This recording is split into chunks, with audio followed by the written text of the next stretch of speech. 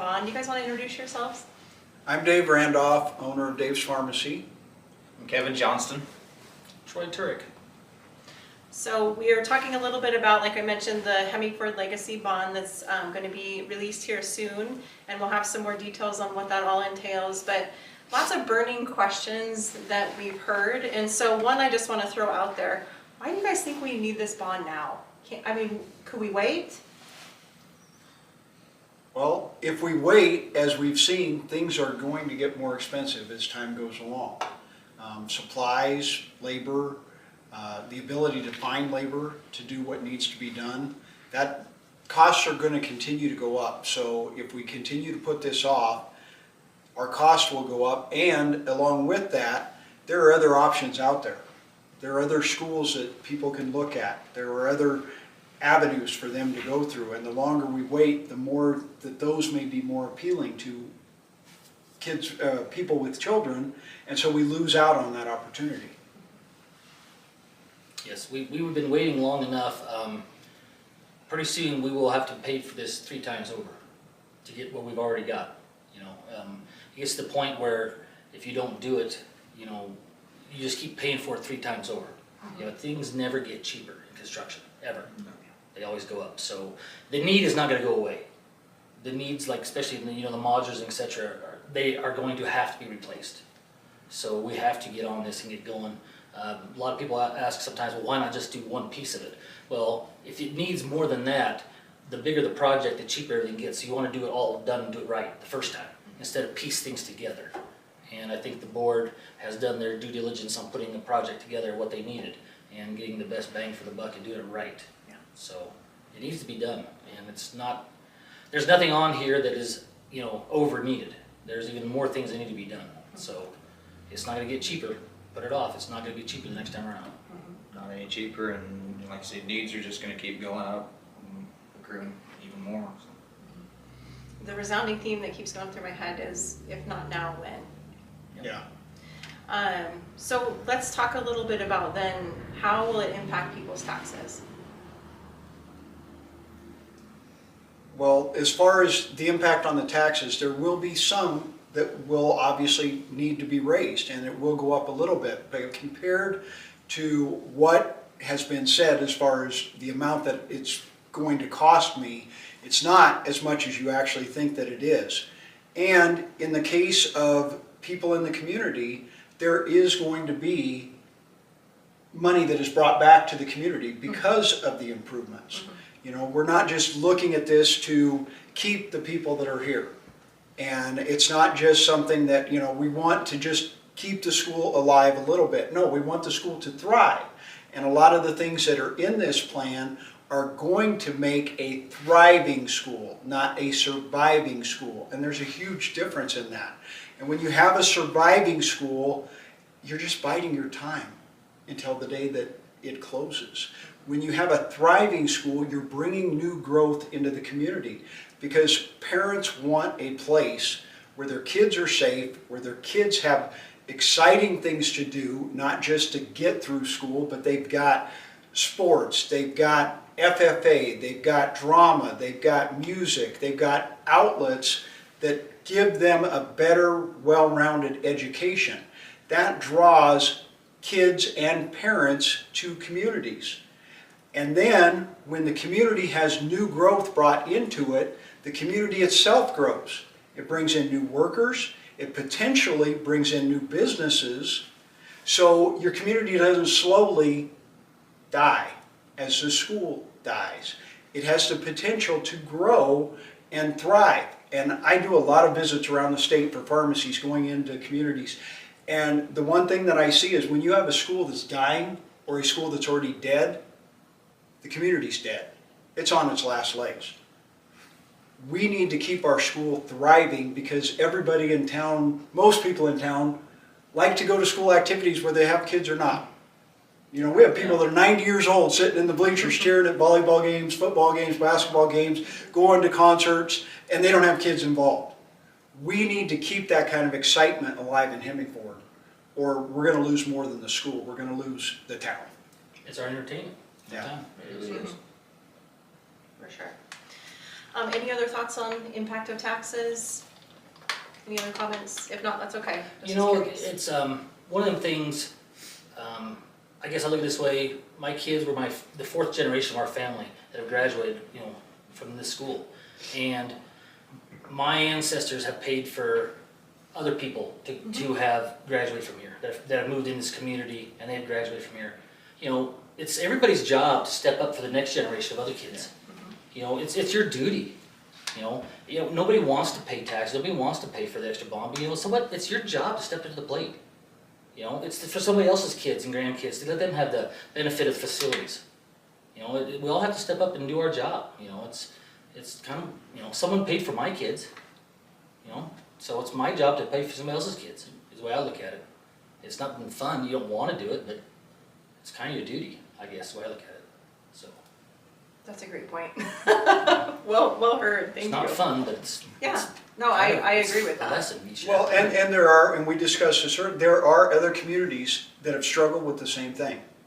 It's not fun, it can be ugly, it's not pretty, but after it's done, both the people that pushed for it to be done and the people that didn't push for it to be done, both take a huge sense of pride in what their community, what their county was able to do in that new school building or the new upgrade to the school.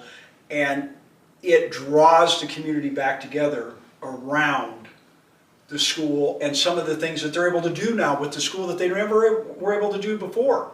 I mean, hosting district basketball games, hosting district wrestling tournaments, hosting district speech contests. It's all because they went through the pain and the ugliness of getting it done. But now that it's done, they're so happy it's done. All right, so what about people that say, can't we just renovate what we've currently got? What's wrong with that? You're putting a Band-Aid on a big wound is all you're doing. And eventually you're going to have to pull that Band-Aid off. And it's still going to be ugly and you're going to have to do something to treat it. You can drive a Model A, but someday you're not gonna get there. And then what? You know, I mean, who thinks of that? You know. And then you're looking at 3, 4, or 5 times more. Right. To catch up and modernize and so. Okay. So we talked a lot about the school itself. What about, there's also some plans in there for the ag building, or what they're calling a CTE, for expanding the career and technical education. How does that prepare our kids for the future? I feel like within the community we live in, I mean, that is a driving force around here. I mean, that's teaching kids the trades of our area. So, I mean, the more modern, the more up to date you can have it, the better they're going to be for their futures.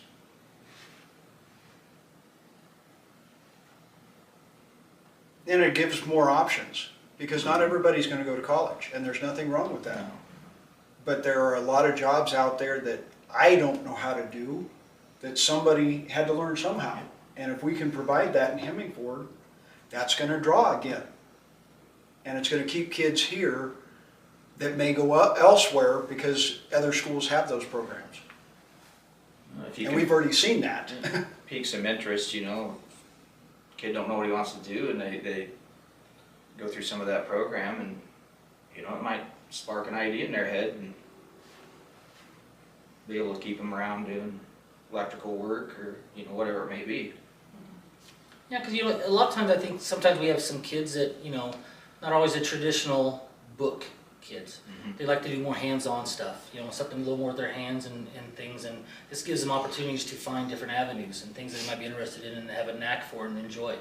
And you don't always get that with, you know, in the classroom, just reading a book and taking a test. And this gives them other avenues to find things they enjoy and can make a living at. So it gives them more opportunities to find things to do that way. All right. So we talked a little bit about the benefit to the community. We've said, you know, if a school's dying, the town's dying. Let's talk about other things that we see, how this benefits the community. I just wanted to mention, you know, as a director of an organization here, we were actually situated in this community because of the pipeline of really wonderful employees that we get in this community, also because of the broadband that's right across the alley. But we've realized that we have a pretty incredible workforce in this community because of Hemingford graduates. And so that's been to our advantage as an organization. What are other things that you guys are seeing from the community's perspective that would benefit having a really strong school system and an updated school system in this way?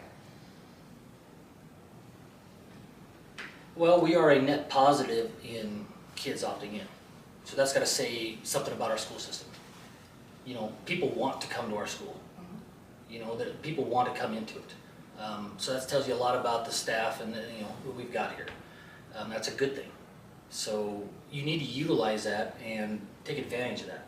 A lot of people think, well, what do we need that for? You know, why do we want to build for that? Well, it's a good thing. It's an advantage for all of our kids, even your home taxpayer kids. It's an advantage. You want that. It's good to have kids coming into our school system. It's good for all of our kids. So that's a huge advantage. We need to take advantage of that and utilize it if we can.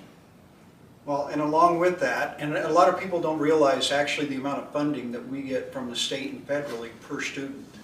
If we get one kid to come in from wherever, hopefully, you know, they're coming because they're going to be an outstanding student, they're going to do extracurriculars, because those are the kind of kids that we want to draw. But we get federal funding for that, which helps our schools. It helps increase the amount of programs that we can do. It decreases the amount of taxpayer revenue we need by drawing in kids. And it also diversifies our student population. You know, if we just kept all Hemingford here, that's great. But the more diverse we get, the more opportunities open up for our own children that are going to school here as well. And then along with that too, we're looking at bringing people to town that add to our community. And unfortunately right now, we have a lot of teachers that are driving miles, and in some cases hours, to come to the community. If we're able to do this and we're able to get the bond passed and we get not only the buildings built, but the excitement built up as well, if we can get some growth in the community as far as housing, as far as business that are associated with the growth and the excitement in the school, we're going to continue to see this town thrive, not just survive. And it all goes back to the school.